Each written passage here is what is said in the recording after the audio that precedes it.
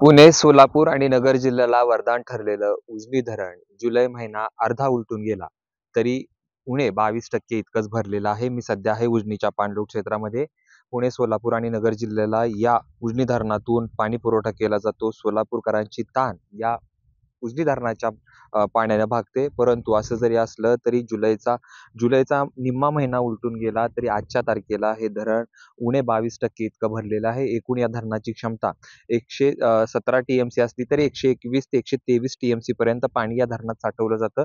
खरं तर मागे 2 वर्षापूर्वी हे धरण 12 जुलैलाच हे प्लसमध्ये आलं होतं. परंतु अद्यापपर्यंत पाऊस जरी राज्यभर अनेक ठिकाणी पाऊस पडत असला तरी उजनीच्या पाणलोट क्षेत्रामध्ये वरच्या धरण साखळीमध्ये पाऊस न पडल्यानं उजनीची ही अशी अवस्था आहे. खरं तर शेतकरी चिंतेत आहे.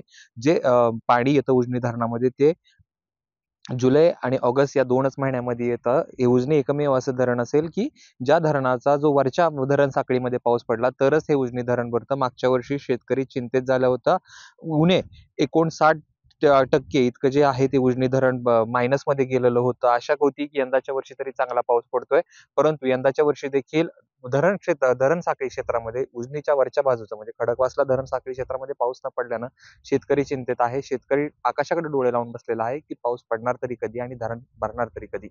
कॅमेरा पर्सन धीरजसह जयदीप भगत, एबीपी माझा, उजनी पाणलोट क्षेत्र. एबीपी माझा, उघडा डोळे बघा नीट.